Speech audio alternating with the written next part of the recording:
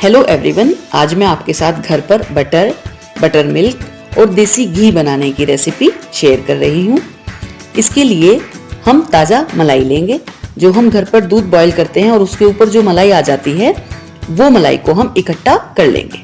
ये मैंने करीब 3-4 दिन की मलाई को इस बोल में इकट्ठा किया हुआ है और इससे मैं बटर तैयार करूँगी। सबसे पहले इस मलाई को हमें हल्का गरम करना है, यानी जैसे मैं अपने तरीके से जो मैं मक्खन बनाती हूँ, यानी एक पतीले में हम मलाई को डाल लेंगे।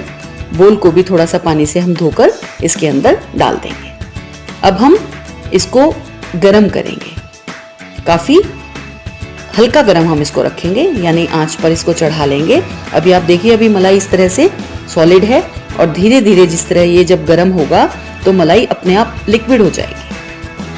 कम आंच रखेंगे, लगातार इसको चलाते हुए हम मलाई को गरम करेंगे, क्योंकि हमें इसके ज़्यादा गरम नहीं करना है, बिल्कुल हल्का गरम। हाथ धोकर और उंगली से हम इसको टच करके देखेंगे, ये हमें बिल्कुल हल्का गरम चाहिए, क्योंकि इस वक्त मौसम जो है वो गर्मी का है, तो इसमें हमें बहुत हल्का गरम ही चाहिए। सर्दी में हम थोड़ा हल्का गरम से थोड़ा ज़्यादा ले सकते हैं।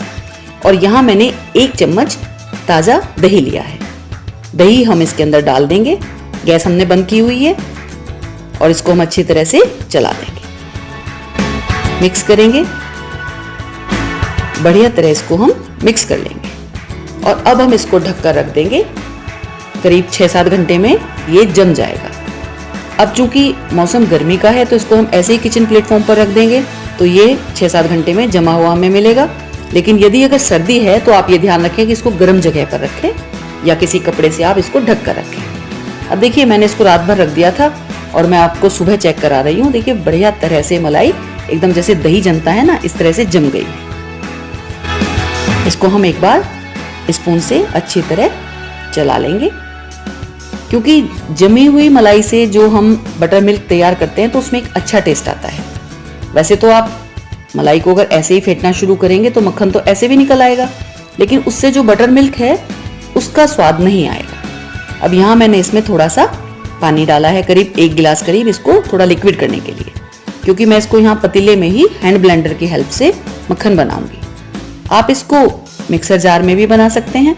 उसके लिए आप थोड़ा थोड़ा इसको मिक्सर जार में डालें और उसमें आप चला लें। मेन जो प्रोसेस है वो है कि मक्खन को और बटर मिल्क को हमें अलग अलग करना है। और यहाँ देखिए, इसको हम इस तरह चलाते रहेंगे और थोड़ी देर में मक्खन निकल कर आ जाएगा। ये देखिए, आप यहाँ मक्खन इस तरह निकल कर अलग हो गया है और बटर मिल्क या मट्ठा, हम इसको मट्ठा भी बोलते हैं, वो अलग आ गया है। ये देखिए, इस तरीके से बटर जो है वो ऊपर तैर गया है, क्योंकि वो थोड़ा हल्का होता है। और ये जो नीचे इसमें वाइट वाइट आप देख रहे हैं, ये हमारा बटर मिल्क हमें मिल गया है। अगर मौसम सर्दी का होता तो जहाँ ये मैंने पानी डाला है इसमें नॉर्मल, तो वहाँ इसमें हम थोड़ा गर्म पानी डालते। और गर्मी है तो इसमें देखिए, नॉर्मल पानी डालने से ही मक्खन अलग हो गया है। अब इसको हम इस तरह से निकाल कर अलग बोल में रख लेंगे। बहुत आसानी से तैयार हो गया है, एकदम फ्रेश ताज़ा मक्खन घर पर। और इधर जो ये है, ये बटर मिल्क हमें मिल गया है। इसे आप कढ़ी बना सकते हैं, केक में यूज़ कर सकते हैं, या आप इसको ऐसे ही जीरे का छौंक लगाकर पी सकते हैं। गर्मी में तो ये रामबाण औषधि है, बहुत बढ़िया है। और ये ताज़ा मट्ठा या बटर मिल्क ये हमें मिल गया है। और ये जो मक्खन है इसको हम थोड़ा सा वॉश कर लेंगे पानी से। ये यहाँ मैंने ठंडा पानी लिया है, यानी पानी में मैंने कुछ आइस क्यूब्स डाले हैं और उससे मैं इसको धोकर इकट्ठा कर लूँगी। इससे क्या होगा कि इसमें अगर कोई बटर मिल्क थोड़ा बहुत बचा हुआ होगा वो हट जाएगा। और इस तरह करने से मक्खन को हम फ्रीज़र में या मतलब फ्रिज में हम जैसे रखेंगे 3-4 दिन के लिए, तो उसमें कोई स्मेल नहीं आएगी। अगर इसके अंदर मट्ठा इसमें पड़ा रहे थोड़ा बहुत, तो ये फिर स्मेल करने लगता है, तो वो खाने में अच्छा नहीं लगेगा। देखिए, इस तरह से हमने इसको धोकर साफ कर लिया है और ये एकदम से ताज़ा फ्रेश मक्खन घर पर आसानी से बनकर तैयार हो गया है। आप इसको इस तरह से भी बोल में रखकर खा सकते हैं और यहाँ मैंने एक बटर पेपर लिया है इसको थोड़ा शेप देने के लिए, और इसको हम बटर पेपर पर रख देंगे और इस तरह हाथ से इसका एक ब्लॉक तैयार करेंगे। बटर पेपर से इसको चारों तरफ से अच्छी तरह ढक देंगे शेप देने के लिए, और इसको हम लगभग 1 घंटे के लिए फ्रिज में रख देंगे तो इसको ये शेप मिल जाएगी। अदरवाइज आप इसको इस तरह से बोल में रखकर भी खा सकते हैं। और ये आप देखिए, ये हमें बढ़िया एकदम से फ्रेश एकदम बटर मिल गया है। इसको आप बेकरी आइटम्स में यूज़ कीजिए, बिस्किट्स बनाने में यूज़ कीजिए, ब्रेड पर लगाइए, या आप ऐसे इसको पराठे के साथ खाइए। बहुत बढ़िया और ताज़ा मक्खन बन गया है। 3-4 दिन तक ये एकदम फ्रेश रहता है। जब आपको लगे कि अब इससे घी बनाना है, क्योंकि मैं तो देखिए अभी तुरंत ही आपको घी बनाकर इसका दिखा रही हूँ, तो इसके लिए मैंने ये सारा ही मक्खन एक बर्तन में डाल दिया है। घी पकाने के लिए हमें ये ध्यान रखना है कि जो बर्तन हो वो थोड़ा भारी तली का हो, जिससे कि घी तली में जमे नहीं। इसको हम आंच पर रख देंगे और थोड़ी देर हम आंच तेज करेंगे जिससे ये जल्दी से मेल्ट हो जाए। लगातार इसको हम चलाते रहेंगे। और यहाँ आप अब देखिए बटर से हम किस तरह घी, देसी घी घर पर बनाकर तैयार कर सकते हैं।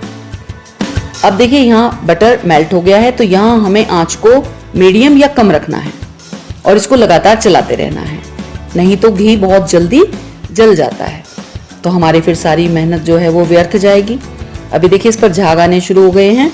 थोड़ी देर में धीरे धीरे जैसे ये पकेगा अपने आप ये क्लियर हो जाएगा, और जैसे ही ये क्लियर हो जाए आप गैस ऑफ कर दें। देखिए मैं आपको लगातार इसको दिखा रही हूँ। अभी इसमें झाग हैं, धीरे धीरे झाग सेटल हो रहे हैं। अभी ये क्लियर इतना नहीं हुआ है, देखिए मैं इस तरह आपको चेक करा रही हूँ।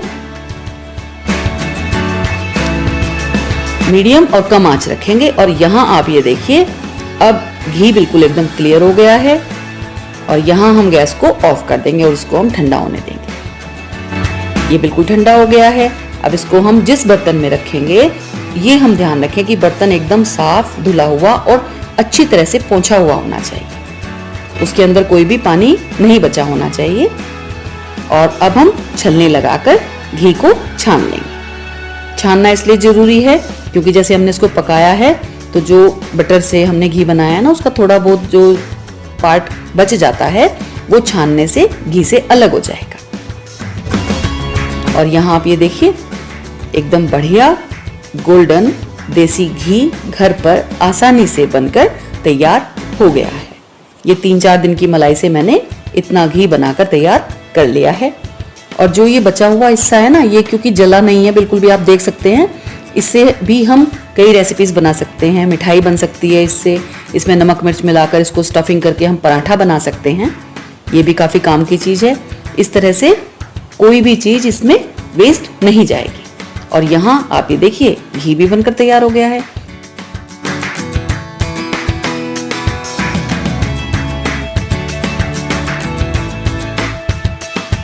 आपको मेरी बनाई हुई रेसिपीज पसंद आ रही हैं तो मेरे चैनल को जरूर सब्सक्राइब करें, बेल आइकन दबाना मत भूलें।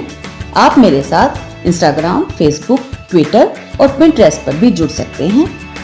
प्लीज मेरे चैनल को सब्सक्राइब कीजिए, ज्यादा से ज्यादा लाइक दीजिए, और आपकी जो भी क्वेरीज है मुझे आप कमेंट बॉक्स में लिख सकते हैं। Thank you.